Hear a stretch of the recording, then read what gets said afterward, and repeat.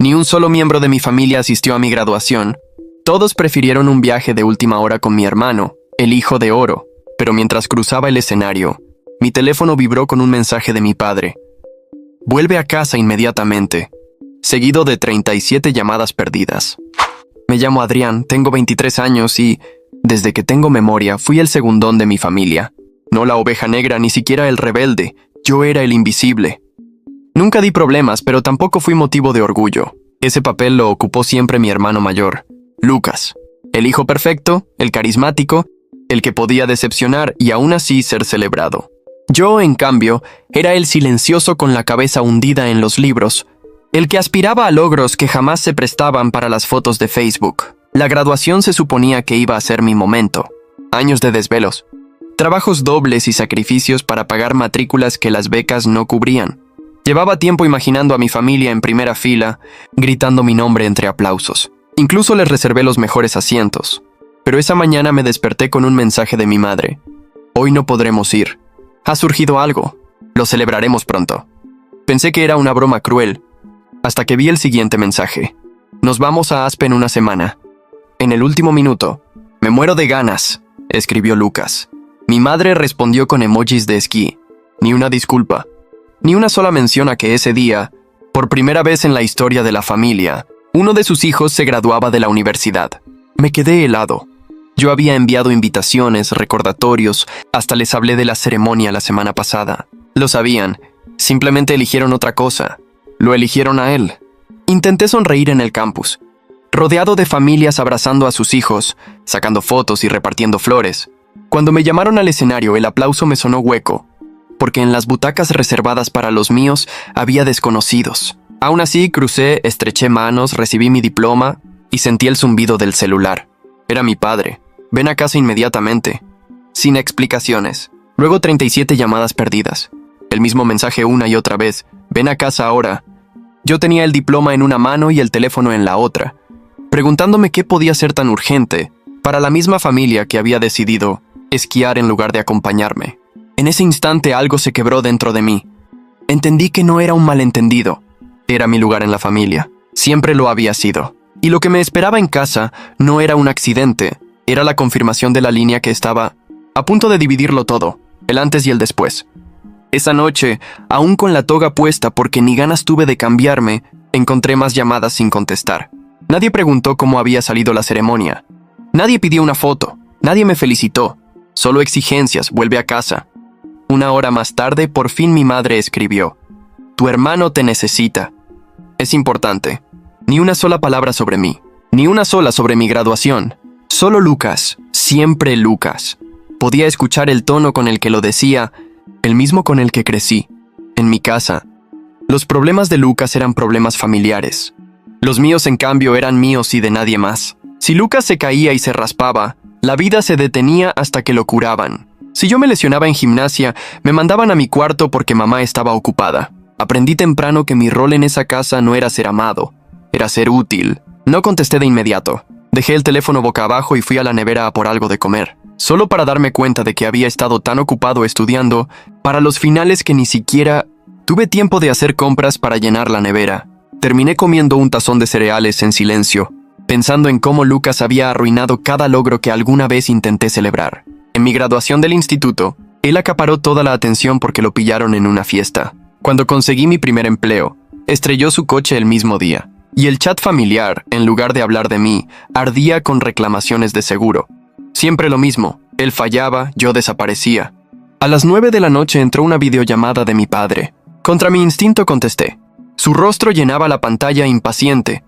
Adrián, por fin. Te hemos estado llamando todo el día.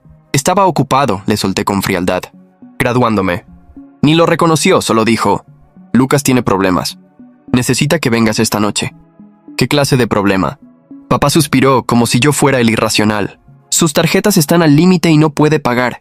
Contaba con tu ayuda. Me quedé mirándolo. ¿Contaba conmigo? Yo ni siquiera sabía que existía esa expectativa hasta ese instante. Eres bueno con el dinero, añadió. Siempre has trabajado, ahorrado. Lucas no pediría esto si no fuera en serio. Sentí que se me tensaba la mandíbula. Te saltaste mi graduación para irte a esquiar y ahora me pides que lo rescate. No se trataba de esquiar. apresuró a decir, pero en la videollamada se veía claramente la cabaña de lujo detrás de él. Y entonces lo dijo. Lucas ha estado bajo presión. El viaje era para ayudarlo. Lo solté con hielo en la voz. Supongo que yo nunca estuve bajo presión, ¿no? Vi ese destello de fastidio en sus ojos, el mismo de siempre. El mensaje silencioso. Deja de hacerlo sobre ti. Colgué sin más. No era solo que hubieran ignorado mi graduación, era la expectativa de que mi vida entera se suspendiera para limpiar los desastres de Lucas. Siempre había sido así cuando suspendió una materia. Me obligaron a hacerle trabajos. Cuando reventaba cuentas en bares, yo terminaba pagando porque la familia se mantiene unida. Curioso, la familia siempre se mantenía unida para él, nunca para mí. 2 días después, la llamada vino directamente de Lucas, ni un saludo. Oye, ¿cuándo traes el dinero? No voy a hacerlo. Se rió. Vamos, no seas así. Siempre me has sacado del apuro. Sí, le dije despacio. Y ni una sola vez estuviste para mí, ni en mi graduación, ni en nada. ¿Por qué tendría que ayudarte ahora? Se burló. ¿De verdad vas a guardarme rencor por una ceremonia? Estás siendo mezquino. Esa palabra me atravesó. Mezquino. La etiqueta que siempre usaban cuando intentaba poner un límite. Mis límites no eran válidos. Siempre eran exageraciones. A fin de semana ya me habían llamado todos. Tíos, tías, hasta mi abuela. Todos con la misma cantaleta. Es tu hermano. No lo dejes caer. No destruyas la familia por dinero. Nadie, ni uno solo, mencionó mi graduación. Ni uno. Y lo peor, no era por el dinero. Era porque estaba harto. Harto de ser la red de seguridad de alguien que nunca aprendió a caer por sí mismo. Harto de ser invisible hasta que me necesitaban. Y cuanto más me presionaban, más claro veía la verdad. Para ellos yo no era familia. Yo era un recurso. Una herramienta. Lo que no entendían era que esa presión estaba creando otra cosa. Me estaban empujando hacia un límite que ya no pensaba cruzar de regreso. Y un jueves por la mañana llegó el golpe final. Una llamada de mi banco. Señor Rivers, solo queríamos confirmar una transferencia grande que hemos recibido hoy. Me enderecé. ¿Transferencia? Yo no he autorizado nada. La mujer leyó los datos. Casi $4,800. Destino, una cuenta conjunta. A nombre de Lucas. Sentí un hueco en el estómago. Cancélalo inmediatamente. Eso mismo pensé, respondió ella con cautela. Se inició en línea desde la dirección IP de la casa de mis padres. No necesitaba un detective para verlo. Habían usado mis antiguos datos bancarios, esos que guardaban para cuidarme cuando estaba en el instituto. Nunca cambié la contraseña porque ingenuamente creí que no la usarían contra mí. ¡Qué error! Terminé la llamada temblando no solo de rabia, sino con la certeza helada de que habían cruzado una línea imposible de ignorar. Esto no era pedir ayuda. Ni siquiera era culpa mal manejada. Era robo, descarado. Y lo peor, en sus ojos ni siquiera era mío lo que me quitaban. Antes de decidir qué hacer, llegó el mensaje de Lucas. Gracias por cubrirlo, tío. Te lo devolveré cuando pueda. Como si hubiera sido un favor cómplice entre hermanos. Mis nudillos se pusieron blancos de tanto apretar el teléfono. Pensé en cada vez que me hicieron sentir invisible, en cada logro reducido a nada porque él siempre debía ocupar el centro. Ahora quedaba claro. No solo esperaban que yo lo recogiera del suelo cada vez. Creían que se lo debía. Llamé a mi madre.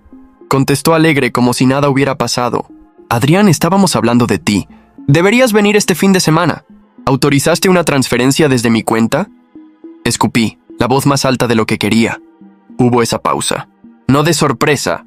Cariño, sabíamos que ayudarías a tu hermano. Está en apuros y no queríamos molestarte con los detalles. Me habéis robado, dije. Su tono cambió de inmediato. No seas dramático. Somos familia. No es robar cuando es para alguien a quien quieres. Algo se rompió dentro de mí en ese instante. Años de aguantar esa versión retorcida del amor como excusa para explotarme. Esa frase lo dejó claro. Su amor era un permiso para despojarme. Colgué. El silencio del apartamento se sentía afilado. Miré mi diploma aún sin abrir contra la pared. No era un simple papel. Era la prueba de que había logrado algo por mí mismo. A pesar de ellos, a pesar de haber sido siempre el repuesto en la historia de mi familia. Esa noche cambié todas mis contraseñas, cuentas, correos, todo. Y mientras lo hacía, recordé las 37 llamadas perdidas el día de mi graduación. Recordé cómo hicieron de mi logro un pie de nota en la agenda de Lucas. Recordé cómo mi dinero, ganado con desvelos, lo consideraban suyo por derecho. Ellos dieron el primer golpe. Dejaron claro que nunca respetarían un límite. y estaban convencidos de que yo volvería a callar, que otra vez me tragaría la humillación. Se equivocaban. Esta vez no solo me habían herido, me habían dado la razón, perfecta para dejar de interpretar el papel de segundón obediente. Las siguientes 2 semanas fueron un espejismo. Cumplía con entrevistas y solicitudes de empleo, pero mi mente estaba en otra parte. Cada vez que revisaba la app del banco esperaba ver más robos. Silencié el teléfono. No soportaba el zumbido constante de mi familia, disfrazando el crimen con sermones de paz familiar. La narrativa era predecible. Lucas estaba estresado. Lucas no quería hacer daño. Lucas era el que necesitaba apoyo. Yo, en cambio, era frío y mezquino por no perdonar. El robo se había convertido en un malentendido y mi negativa en un rencor imperdonable. Era grotesco. Quise gritar cada vez que alguien me acusaba de injusto, pero no les di ese regalo. Me retiré. Dejé de asistir a las cenas. Dejé de contestar llamadas salvo números desconocidos que podían ser trabajo. Ignoré el chat familiar hasta que, una noche, cedí a la curiosidad. Lo abrí. Y allí estaba. Una interminable cadena de fotos del viaje de esquí. Lucas posando con sus amigos, champán en mano. Emojis riéndose, frases baratas sobre vivir la vida al máximo. Mi graduación, en cambio, ni una sola foto ni una sola palabra. Ese silencio dolió más que cualquier insulto. Durante años me convencí de que si me partía el alma estudiando, si lograba lo suficiente, algún día me mirarían con el mismo orgullo con el que veneraban a Lucas. Pero la verdad era brutal. Podría haber descubierto la cura del cáncer, y aún así habrían encontrado la manera de convertirlo en otro logro de Lucas. Mientras él derrochaba en fiestas, yo contaba monedas. La graduación había drenado mis ahorros. Tasas, alquiler, gastos básicos. Hasta el banco me dio la espalda con comisiones y retenciones, que me dejaron temblando. Me salté comidas más veces de las que quiero admitir. El apartamento se volvió más frío, más vacío. Y por primera vez entendí lo que era la soledad real. No la ausencia de compañía, sino la certeza de que, si caía, nadie me atraparía. A menos que atraparme significara arrebatarme lo poco que tuviera. En ese silencio empecé a despertar. Compré un cuaderno y lo llené de todo. Llamadas, mensajes, manipulaciones, humillaciones. Incluso volví atrás, anotando momentos que había normalizado durante años. Al leerlo, la verdad me golpeó como un tren. No eran descuidos, eran patrones. No eran errores, era un sistema. Y yo había sido el sacrificio para mantener a Lucas en su pedestal. Esa fue la última vez que quise gritar, suplicar o intentar que me entendieran. Eso nunca funcionó. Desde entonces decidí observar, dejar que se desenmascararan solos. Y cuando llegara el momento tendría pruebas, tendría un plan. Pero ellos no habían terminado conmigo. Tenían que presionarme más, hundirme hasta obligarme a reaccionar. El cambio empezó en silencio. Conseguí un trabajo de ayudante de investigación. Pagaban poco, pero era suficiente para sobrevivir sin arrastrarme ni pedir favores. Y lo mejor, ahí nadie me comparaba con el chico dorado. La primera vez que mi supervisora, Karen, elogió mi trabajo frente a todos, me quedé paralizado. No estaba acostumbrado a que me reconocieran sin que alguien soltara un «pero Lucas». Fue extraño, casi adictivo. En 2 meses ya era un puesto a tiempo completo. Pagaba facturas, recuperaba ahorros, renové ropa profesional, mejoré mi salud. Por primera vez en años, mi vida avanzaba sin que mi familia tuviera voz ni voto. Y lo más liberador, ellos no tenían idea. No publiqué nada, no les conté nada. Cada logro era una carta boca abajo en la mesa, esperando el momento perfecto para voltear. A los 4 meses liquidé mi deuda universitaria. A los 6 tenía un fondo de emergencia. Karen incluso me recomendó para un trabajo de consultoría que pagaba más en unas horas que lo que mi familia jamás me habría dado en años de apoyo. Y eso me permitió sacar a la luz habilidades que ni mi familia sabía que tenía, las mismas que había enterrado desde mi tesis de fin de carrera. Ese trabajo se transformó en otro, y en poco tiempo ya ganaba más con él que con mi empleo estable a tiempo completo, y lo supe de inmediato. La versión de mí que ellos habían moldeado, la sombra obediente, el hijo que callaba para no discutir, el que decía que sí porque era más fácil, había muerto. Era un territorio nuevo, ya no sobrevivía, ahora tenía poder. Tenía palanca, y lo más importante, aprendí a mantener mis cartas, tan cerca que nadie podía leerme. Cuando mi madre me llamó para preguntarme si estaba bien económicamente, respondí lo más genérico posible: estoy bien, nada más. Sin cifras, sin pistas, sin darles un centímetro de control, porque en mi familia, cualquier detalle se convertía en un arma. Cuanto menos supieran, menos podían usar en mi contra. Pero Lucas no pudo contenerse. Empezó a escribirme de nuevo. Mensajes casuales. Hola tío, ¿cómo va el trabajo? ¿Planes para el fin de semana? Yo lo reconocí de inmediato. No era cariño, era tanteo. Siempre funcionaba igual. Primero las charlas banales, después el giro, la petición disfrazada de inocencia. Esta vez no mordí el anzuelo. Respondí corto, educado, pero sin abrir la puerta, y aún así lo sentí. Había un cambio en su tono, como si ensayara la simpatía. No me lo decía, pero lo presentía. Estaban preparando el terreno para pedirme algo, dinero, favores, lo de siempre. Lo que ellos no entendían era que ya no estaban tratando con el mismo hombre. Yo ya no era el universitario endeudado y dócil al que podían arrinconar con chantajes emocionales. Ahora tenía recursos, tenía contactos, y por primera vez en mi vida, tenía el poder de decir no. Y hacer que ese no fuera definitivo. Aún así no me adelanté, aprendí a esperar. Siempre se delataban solos, y cuando llegara el momento, no me limitaría a negarles. Se los dejaría grabado de una forma imposible de ignorar. Que la versión vieja de mí había desaparecido para siempre. El momento llegó un martes lluvioso, 6 meses después de mi graduación. Salía de la oficina cuando sonó mi teléfono desde un número desconocido. Era el señor Carter, socio mayoritario de una firma de inversión. Adrian, he oído hablar muy bien de ti. Su tono era puro negocio. Mencionó que Karen había hablado de mi trabajo, que Derek lo había respaldado, y que necesitaban a alguien como yo para un proyecto. Me limité a escuchar, controlando el entusiasmo. Era una reestructuración completa de la cartera de una cadena de hoteles boutique. No era solo un trabajo, era un pase de entrada a un mundo, donde mi familia jamás podría entrar. El pago superaba mi salario mensual completo. Acepté. Durante semanas viví sumergido en ese proyecto. Noches interminables. Hojas de cálculo, llamadas estratégicas. Pero estaba en mi elemento. Mis aportes dejaron de ser notas al margen y empezaron a guiar decisiones. El dueño de la cadena, Michael Reeves, me lo dijo una noche en una cena con el equipo. No solo se te dan bien los números. ¿Entiendes cómo piensa la gente? Eso es raro. No lo sabía entonces. Pero Michael sería una de las conexiones más poderosas de mi vida. Un hombre con peso real en círculos que mi familia solo podía envidiar desde lejos. Mientras todo esto pasaba, seguía acumulando información. No porque planeara activamente venganza, sino porque en mi familia la memoria era el único escudo. En mi cuaderno anotaba cada comentario, cada manipulación, cada intento de meter la nariz en mis finanzas. Y luego, gracias al networking, descubrí lo que ya sospechaba. Lucas estaba arruinado. Había intentado levantar un bar deportivo de lujo, un proyecto a medias y nadie quiso tocarlo. Escuché una frase que se me quedó grabada. Si no consigue pronto un aval, está perdido. Sus padres están desesperados. Lo archivé de inmediato. Conocía demasiado bien el guión.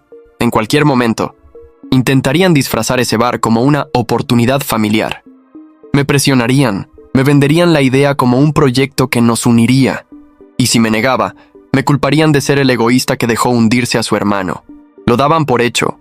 Creían que yo era tan ingenuo como antes. Lo que no sabían era que yo ya tenía la información que necesitaba, y que esta vez ellos serían los que se estrellarían.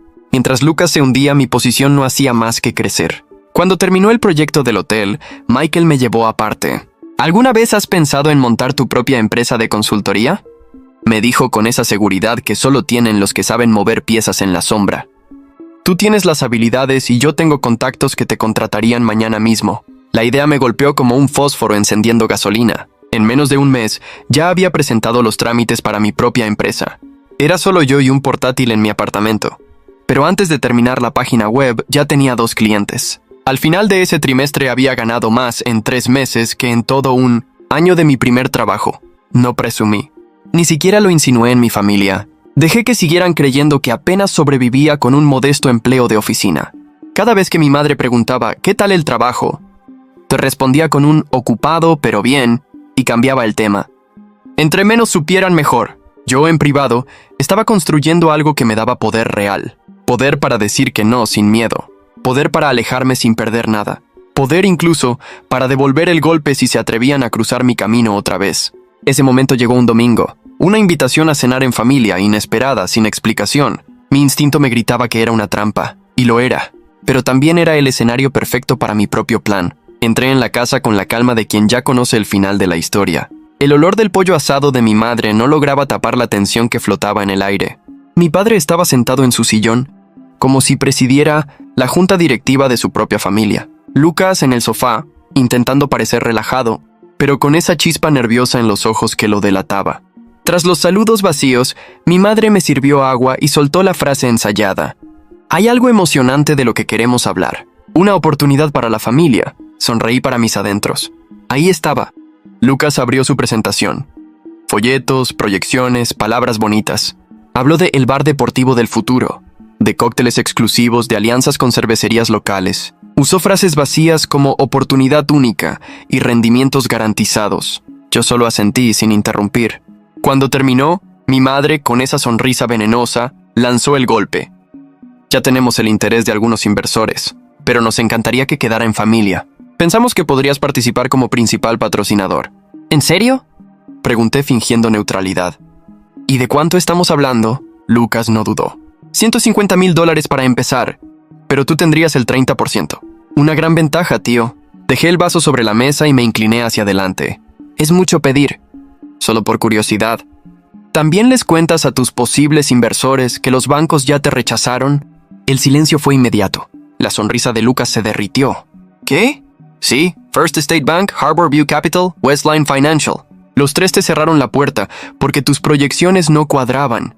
Mi voz era tranquila, pero vi claramente la mirada que mamá le lanzó a papá. Lucas apretó la mandíbula.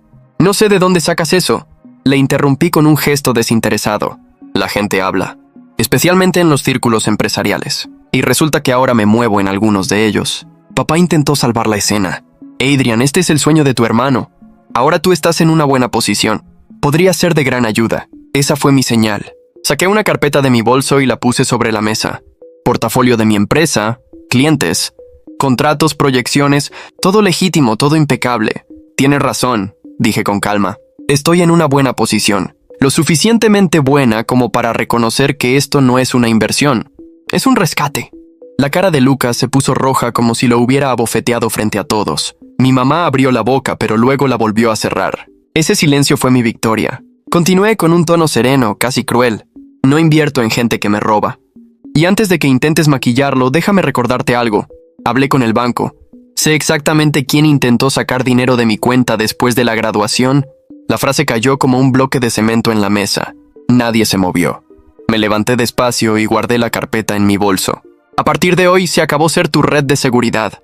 No soy tu inversor, ni tu cajero automático, ni tu plan B. Ese agujero que habéis cavado, lo vais a escalar solos. Caminé hacia la puerta, me detuve y giré solo lo suficiente para rematar. Ah, y sobre Michael Reeves. Ahora es amigo mío. Su empresa es dueña de 3 de los bares más concurridos de la ciudad. Cuando tu propuesta llegue a su escritorio, y lo hará, ya puedes imaginarte el desenlace. Lucas no dijo una sola palabra. Mamá parecía querer gritar, pero papá le apretó el brazo, obligándola a callar. Salí sin mirar atrás. Afuera, la lluvia sonaba más suave que al llegar. Ellos habían esperado encontrar al mismo Adrian de siempre, fácil de manipular. En cambio, se toparon con la versión que ellos mismos fabricaron con años de abuso, la que aprendió a jugar sucio y a ganar. Lo que no supe hasta después fue lo rápido que esa noche les explotaría en la cara. 2 semanas más tarde, un mensaje de un antiguo vecino. Acabo de ver a tu hermano en el banco. Estaba furioso. Algo pasó. Ese mismo día, Michael Reeves me envió un correo. Lucas le había mandado la propuesta del bar deportivo.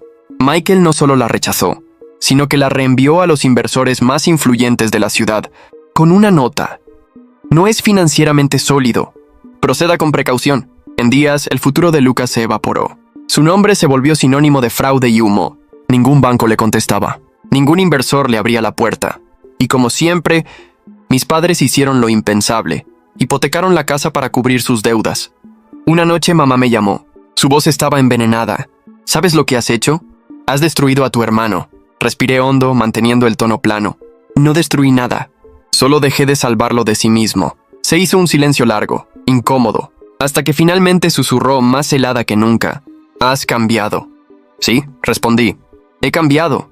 Y colgué. Un mes después, yo estrenaba un apartamento en el centro con vistas al skyline, mientras Lucas hundía su reputación a golpes de excusas y peleas con los pocos amigos que le quedaban. El chico dorado se había convertido en una advertencia ambulante. La última vez que lo vi fue de casualidad. Yo almorzaba con un cliente, y él pasó frente al restaurante. Nuestros ojos se cruzaron. Se detuvo un segundo. No hubo sonrisa, no hubo saludo. Siguió caminando. Y ahí entendí algo. No era un niño abandonado. Era solo un hombre roto al que le habían quitado el colchón que lo mantenía cómodo. Y por primera vez en mi vida no sentí culpa, sentí libertad. Porque la verdad más polémica y brutal es esta. La familia que te usa como salvavidas nunca se ahoga.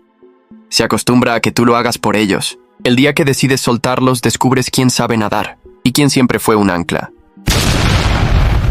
Si te gustó el video, suscríbete a Equa Reddit Historias